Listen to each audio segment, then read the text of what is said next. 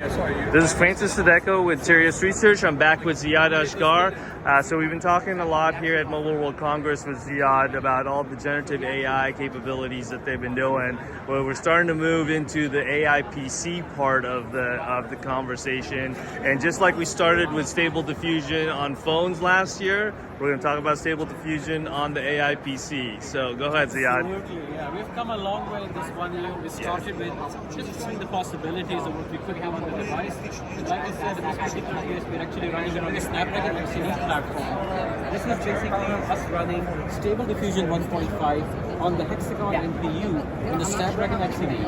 And then similarly comparing that same run on an Intel Core 7. In this particular case, you can see we're just kicking this off. And as it runs, you can see to generate an image, we're actually able to do it in about 7 seconds on our platform. And you can see that the image is created. It's basically some fruits. Well, the other platform is still running. At this point in time, it has not been able to create an image. So almost 3 times longer. This really talks to the amazing amount of AI capability that we have packed into this thing, right? So in 22 seconds, able to create. You can even see the quality is very different. We're able to bring far better quality always. And then what we do next is essentially fast Stable Diffusion. This is our special model that runs very quickly, almost in a very short period of time. So what we're going to do over here is, we're actually going to create a lion, 10 different images of it. So you can see we're creating the image 1, 2, 3, you can see them coming up. And you can see that in about 6, 7, so image 8, and you can see image 10. So in 12 seconds, we created 10 different images that you can see. And they created one image in the same time. I think that's the power of the Hexagon engine, that's the power of the AI stack that we have created, that's the power of the tools that we have created for Snapdragon, and this basically spans across all our business lines. We saw it on the smartphone, we're showing it on the PC at this point in time. There's another one, this is DaVinci, similar, multiple applications where we can show the amazing capability.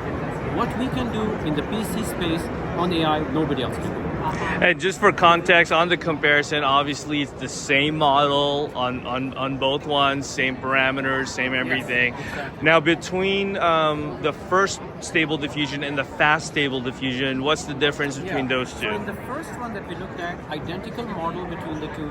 It's a Stable Diffusion 1.5 model that you can get from GitHub or from Hugging Face or anywhere.